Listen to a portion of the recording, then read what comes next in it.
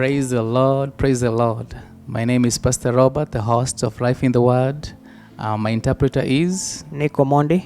We are so delighted to be with you this evening. Tumefurahika kuwa nanyi jioni ya leo. God has been so gracious to us. Mungu amekuwa na neema kwetu. He has taken care of us throughout the week. Ametulinda wiki nzima. And it's another Saturday evening. Na ni Jumamosi tena jioni. And we are here to hear the word of God. Na tuko hapa kusikia neno la Mungu. Welcome to Life in the Word. Karibu katika uzima katika neno. I want to start with a word of prayer. Acha tuanze kwa neno la maombi. Mighty and everlasting Father, Baba kuu mshie milele. we thank you because you're mighty and you're great. Tunakushukuru kwa sababu wewe ni mkuu. Thank you for your grace and your mercies. Asante kwa rehema na neema zako. And even enabling us to be here to hear the word of God. Na hata kubalia kuwa hapa kusikia neno la Mungu. Use me and my interpreter Tutumie Mungu only as your vessels. kama vyombo tu. Anoint these lips of clay Basi ututie mafuta that we may declare your word, ili tukapate kunena and that mausi it may be yako, able to help somebody. ili ukapate kusaidia mtu. In Jesus' name. Katika jina la Yesu. Amen. Now we want to continue from where we left last week. Nataka kuendeleza mahali tuliachia wiki iliyopita. Remember, we are speaking about Jesus as presented in the Gospel of John. Kumbuka tunanena kuhusu jinsi ambavyo Yesu anaangaziwa katika Injili ya Yohana. Our emphasis are on the miracles that are highlighted in the Gospel of John. Sisitizi letu ni lile miujiza ambayo Yesu alitenda katika Injili ya Yohana. In the four Gospels, katika ile Injili 4, Matthew, Mark, Luke and John, Mathayo, Luka, Mark na Yohana. John is an exceptional gospel. Yohana basi ni Injili ya kipekee. And John is very cautious how he presents Jesus to us. Na Yohana basi anaangalia undani zaidi jinsi ambavyo anaangazia Yesu. There are only 7 miracles recorded in the Gospel of John. Kuna miujiza 7 ambayo imeandikwa katika Injili ya Yohana. And we started from the first miracle that happened at the wedding in Cana of Galilee. Tulianza na miujiza ya kwanza ambayo ilifanyika kule harusi ya Kana Galilaya. Where Jesus changed water into wine. Wakati Yesu aligeuza maji ikawa divai. And that miracle na hiyo miujiza portrayed the power of Jesus. Ilionyesha nguvu ya Yesu. And we say that Jesus is master of quality. Na tukasema basi Yesu ndio Bwana wa ubora. If he can change ordinary water, kama anaweza geuza maji ya kawaida in an instant, kwa dakika moja, to change it into wine, na kageuza ikawa divai, it means that Jesus can also change our lives. Inamaanisha Yesu anaweza geuza maisha yetu pia. He can change the quality of our lives. Anaweza geuza ubora wa maisha yetu. Now we are in the fourth miracle. Basi katika miujiza 4 that is recorded in John chapter 6 from verse 1 to 14, ambayo imeandikwa katika Injili ya Yohana kuanzia 6:1 hadi 14. And we are going to read the verses again. Na tutasoma mistari tena. And I know God is going to bless us. Na najua Mungu atatubariki. John chapter 6 verses 1 to 14. Yohana sura ya 6 mstari wa kwanza hadi 14. My Bible says, after these things Jesus went away to the other side of the Sea of Galilee, or Tiberias. Baada ya hayo Yesu alikwenda zake ng'ambo ya bahari ya Galilaya, nayo ndiyo ya Tiberia. A large crowd followed him because they saw the signs which he was performing on those who were sick.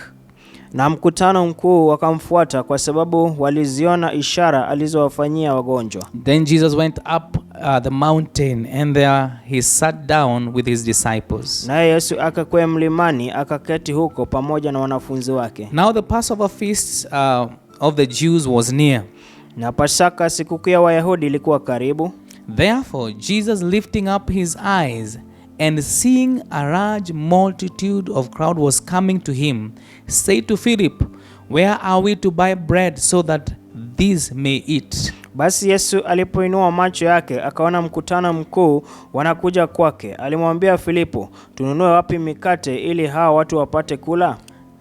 This he was saying to test him, for he himself knew what he was intending to do. Na hilo alilinena ili kumjaribu, kwa maana alijua mwenyewe atakalolitenda. Philip answered him, 200 denaries worth of bread is not sufficient for them, for everyone, even to receive just but a little. Filipo akamjibu, mikate ya dinari 200 haiwatoshi kila mmoja apate kidogo tu. One of his disciples, Andrew, Simon Peter's brother, said to him, there is a lad here who has 5 barley loaves and 2 fish.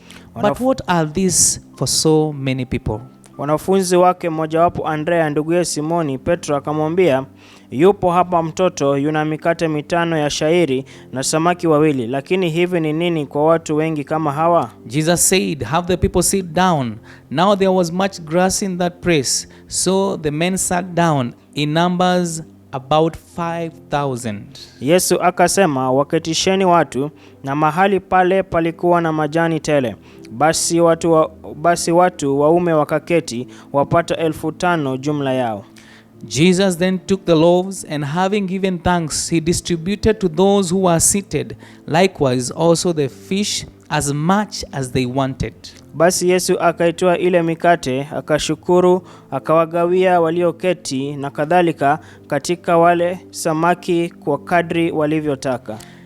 When they were filled, he said to his disciples, gather up the leftover fragments so that nothing will be lost. Nao waliposhiba, aliwaambia wanafunzi wake, kusanyeni vipande vilivyobaki, kisipotee chochote.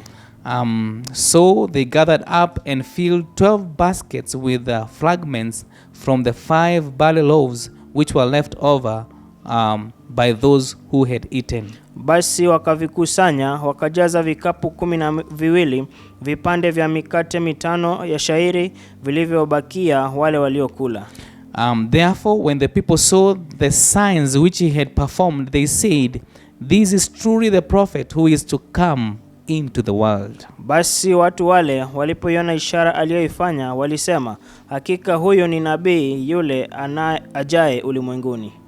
I also want us to turn to the book of Mark chapter 6. Ningependa tena tuende katika kitabu cha Marko 6. Please bear with me. Basi niruhusu tu.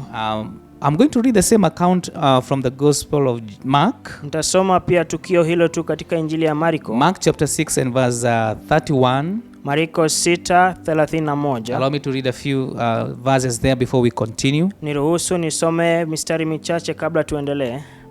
The Bible says, and he said to them, come away by yourselves to a scheduled place and rest a while, for there were many people coming and going, and they did not have time even to eat. Akawaambia, njooni ninyi peke yenu kwa faraga, mahali pasipokuwa na watu, mkapumzike kidogo, kwa sababu walikuwako watu wengi wakija wakienda, hata haikuwapo nafasi ya kula. They went away in the boat to a scheduled place by themselves. Wakaenda zao faraga mashuani, mahali pasipokuwa na watu. The people saw them going, and many recognized them and ran there together on foot from all cities and got there ahead of them. Watu wakawaona wakienda zao, na wengi wakatambua, wakaenda huko mbio kwa miguu toka miji yote, wakatangulia kufika. Jesus went ashore, and he saw a large crowd, and he felt compassion for them, because they were like sheep without a shepherd, and he began to teach them many things. Naye aliposhuka mashuani, akaona mkutano mkuu, akawahurumia, kwa sababu walikuwa kama kondoo wasio na mchungaji, akaanza kuwafundisha mambo mengi. When it was already quite late, the disciples came to him and said, this place is desolate, it is already quite late. Send them away so that they may go to the surrounding country and villages and buy themselves something to eat. Hata zilipopita saa nyingi za mchana, wanafunzi wake walimwendea wakasema, mahali hapa ni nyika tupu, na sasa kuna kuchwa.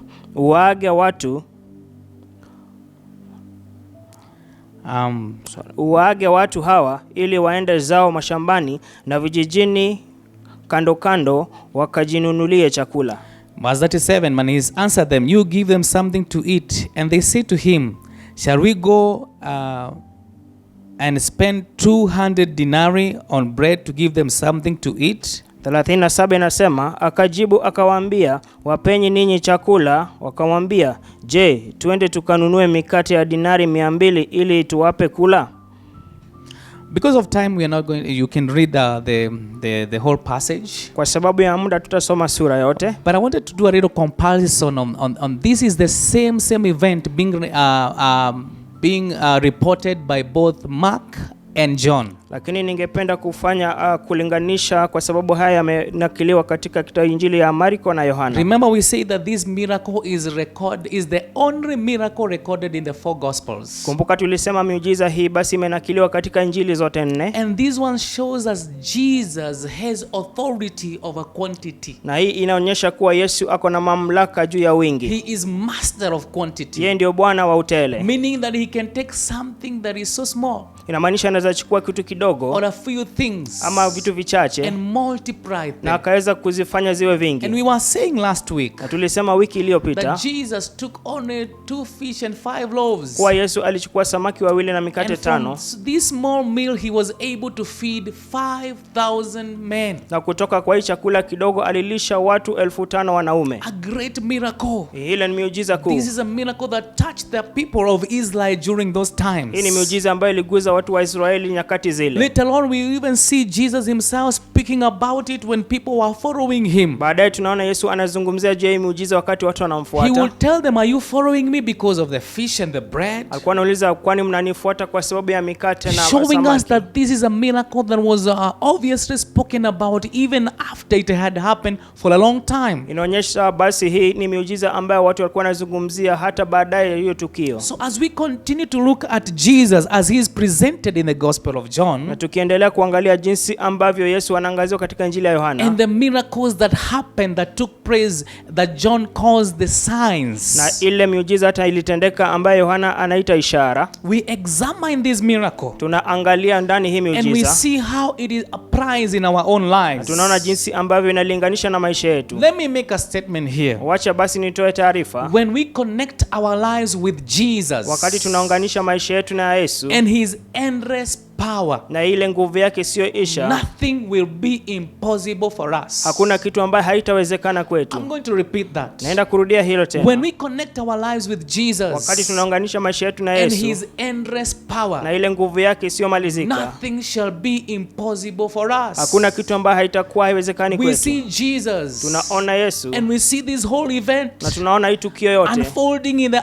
eyes of the disciples tukio ambalo litokea machoni pa wanafunzi and unfolding in the eyes of 5,000 people. na hata machoni pa watu 5,000. This is a miracle that happened in the eyes of so large a crowd, Hii ni miujiza ambayo ilifanyika mbele ya umati mkubwa, portraying that Jesus was surely the Son of God, ikionyesha kuwa hakika Yesu ni mwana wa that Mungu, Jesus had supernatural power. kuwa Yesu alikuwa na nguvu isiyo ya kawaida. Let us dig in a little bit. Wacha tuingie ndani kidogo. There was over 5,000 people, Kulikuwa zaidi ya watu and 5,000, Mark shows na us Marko anatuonyesha that Jesus had told his disciples to go to a secluded place to rest, kuwa Yesu aliambia wanafunzi wake wakaende faraga wakapumzike, because a lot of people were coming and going. They didn't even have time for them to eat. kwa sababu watu wengi walikuwa nakuja na kwenda, hawakuwa hata na nafasi ya But kula. when the multitude saw them entering a boat to go to the other side, Lakini wakati umati waliona wakiingia mashua wakivuka ng'ambo the ile, Bible says they ran on foot from all cities. Biblia inasema walienda kwenye miguu kutoka mji By the wote, time they got to the other side, na wakati walikuwa nafika ng'ambo ile, the multitude was already there. umati ulikuwa umewatangulia. And so Jesus had compassion on them. Kwa hivyo Yesu aliwahurumia And he taught them. na The akawafunza. disciples started saying, these people are hungry. Wanafunzi wakaanza kusema hawa watu wanahisi njaa. Jesus says to them, you feed them. Yesu akamwambia basi muwalishe. They said even 200 denarii worth of food is not enough for them. Wakasema hata chakula ya dinari 200 haitawatosha. 200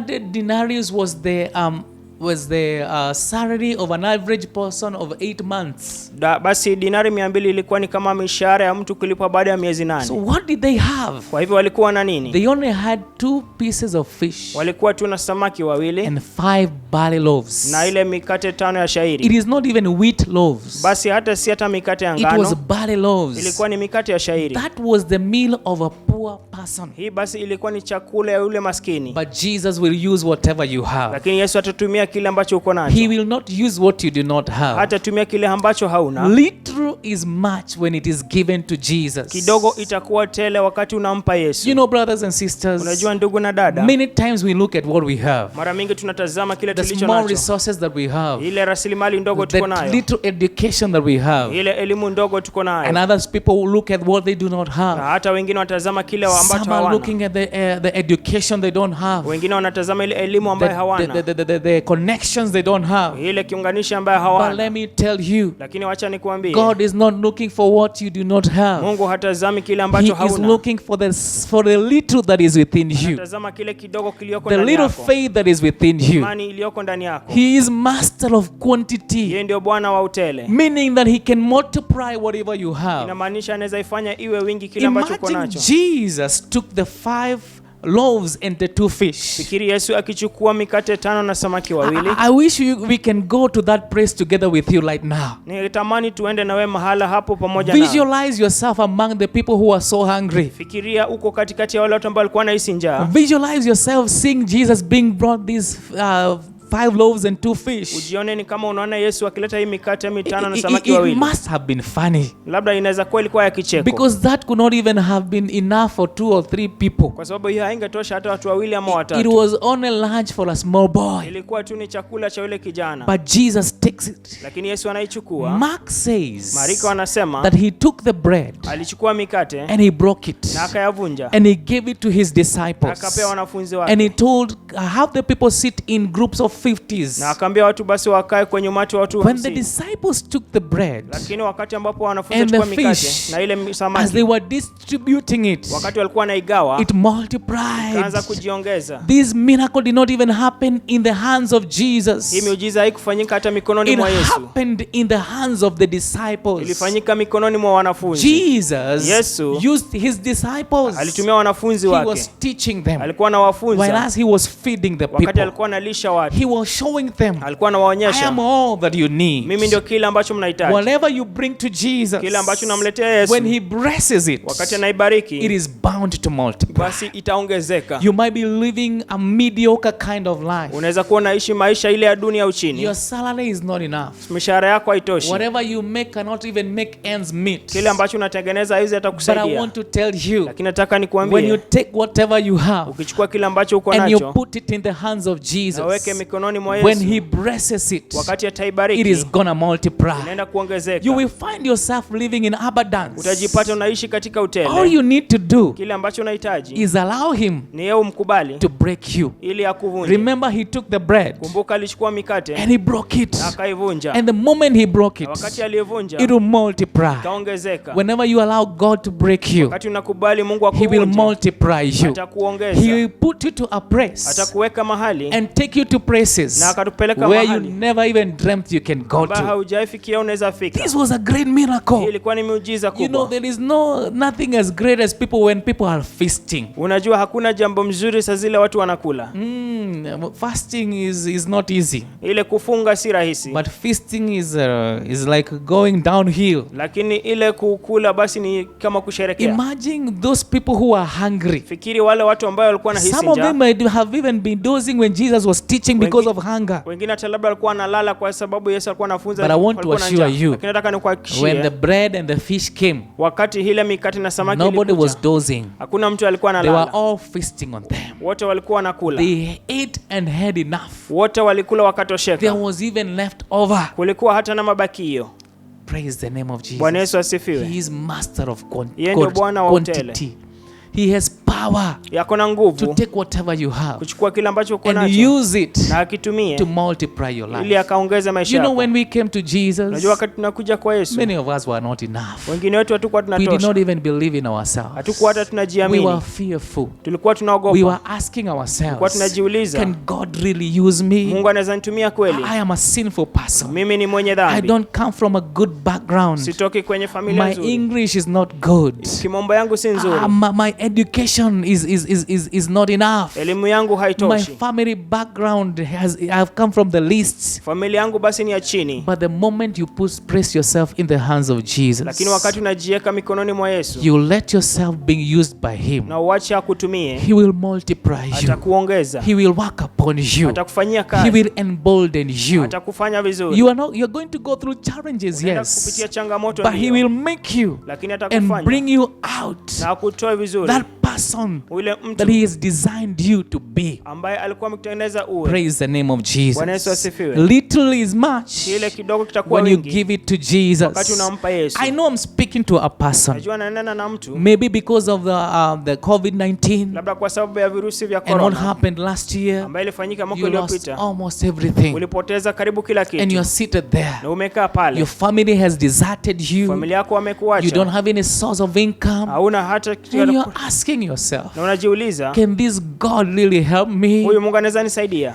Remember, Kumbuka, your miracle is not in what you have lost. miujiza yako haiko kwa kile Your umepoteza. miracle is what is remaining. Miujiza yako iko kwa kile ambacho kimebakia. In the book of 2 Kings, Ukitazama Wafalme wa Pili chapter 4 and verses 1 to 7, sura ya 4 kuanzia 1 hadi 7, there is a prophet who was called Elisha. kuna nabii alikuwa anaitwa Elisha. There was a widow who came to him. Kuna mjane alikuja The kwake, husband had died. mume alikuwa In ameaga. fact, the husband was one of the prophets, Mume hata alikuwa mmoja wa but he nabii, had so many debts. lakini alikuwa na And she deni cried mingi. to Elijah, Na akalilia Elisha, the creditors have come to me. wale wenye deni They wamenikujia, want to sell my 2 sons wanataka kuuza vijana that wangu they may wawili recover their debt. ili wakapate kuchukua ile pesa. Elisha asked her, Lakini Elisha what akamuuliza, do you have in your uko na house? nini nyumbani The mwako? widow said nothing Yule mjane akasema hakuna, except a small jar of oil. ila tu chupa kidogo cha Your mafuta. miracle is in what you have remaining. Miujiza yako iko kwa kile ambacho Elisha kimesalia. said, go and borrow as many vessels as you can Elisha akamwambia, basi enda ukachukue mitungi mingi and pour that oil on those vessels. na umwage ile mafuta kwenye hayo mitungi. God Mungu is a God of quantity. ni Mungu wa utele, He will multiply whatever you have. ataongeza kile As ambacho the uko nacho. widow and her sons had closed the door, and as they were pouring the oil into the Wakati vessels, mjane alifunga milango pamoja na vijana wake the wakimwaga ile flow from mafuta, that small jar of oil never ran dry ile mafuta iliyoko kwa chupa kidogo haikuisha until the last vessel was full. hadi mitungi ya mwisho ikajaa. A great miracle. Miujiza kubwa. God multiplying Mungu alifanya kwa from a wingi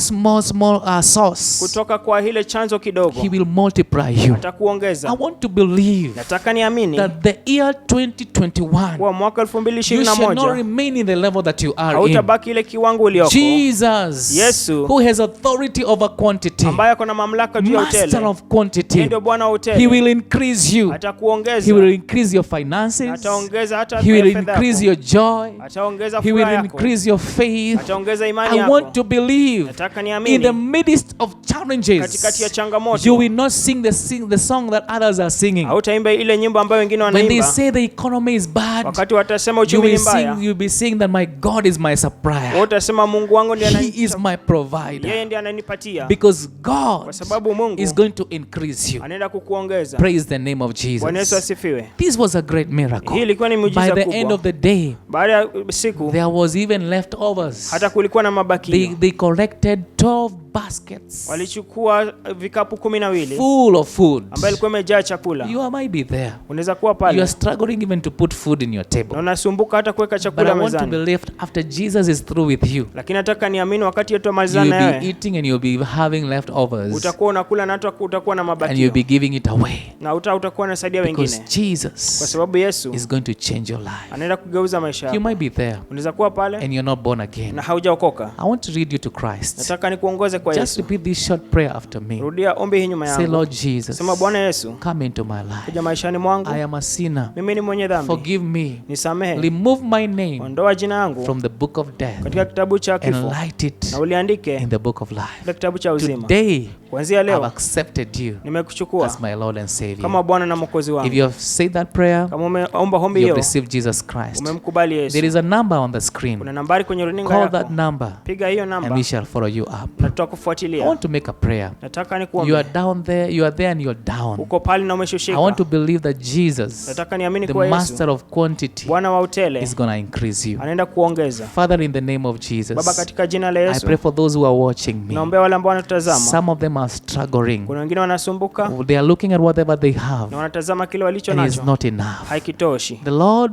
Bwana, you are the one who increased the fish and the bread. wewe ndio uliongeza mikate na And you samaki. fed 5,000 people. Na ukalisha watu 5,000. Increase whatever your children have. Ongeza kile ambacho wana May wako it be nayo. able to meet their needs. Wacha ikapate kuwatosha. May they have enough. Wacha wakapate May you kutosheka. multiply it. Waongeze. May they live in abundance. Wacha waishi katika Because you are utele. a God that Kwa provides. sababu wewe ni Bwana ambaye In unawapa. Jesus' mighty Katika name. jina la Yesu. Now tomorrow is Sunday. Kesho ni Jumapili. We want to invite you to our church. Tutakukaribisha kwenye Kimbo ibada Pefa zetu. Church is at Progressive. Kanisa la Pefa Kimbo iko We are going to progressive. have 3 services in the morning and 1 in the evening. Tutakuwa na ibada 3 asubuhi na 1 Our jioni. first service is an English Ya service kwanza ni ya Kiingereza. starting at 8:30 a.m. Inaanza saa 2:30 Our asubuhi. second service is also an English Ya service pili pia ni ya Kiingereza. starting at 9:30 a.m. Inaanza saa 3:30 asubuhi. and it's going to be live here at Na HBTV. itakuwa mbashara hapa kwa Heaven Bound. Our third service is a Swahili Ya service tatu ni ya Kiswahili. and it's starting at 11:30. Inaanza saa AM. 5:30 asubuhi. Also live here at Na HBTV. pia itakuwa mbashara hapa Heaven Bound. And then in the evening from 4:30 Na pia jioni kuanzia saa we are going to 10:30 have an evening service. tutakuwa na ibada ya jioni. Come worship with us. Kuja tuabudu On pamoja. behalf of our senior pastor Reverend James Gudoi Kwa Wesonga, niaba ya kasisi James Kudoi Wesonga Kimbo Pefa Church na kanisa la Pefa and Kimbo Heaven Bound TV. na Heaven Bound TV. This has been Life in the Hii Word. imekuwa ni uzima We katika love you neno. so much. Nakupenda sana. See you next Saturday. Tuonane Jumamosi ijayo. Amen.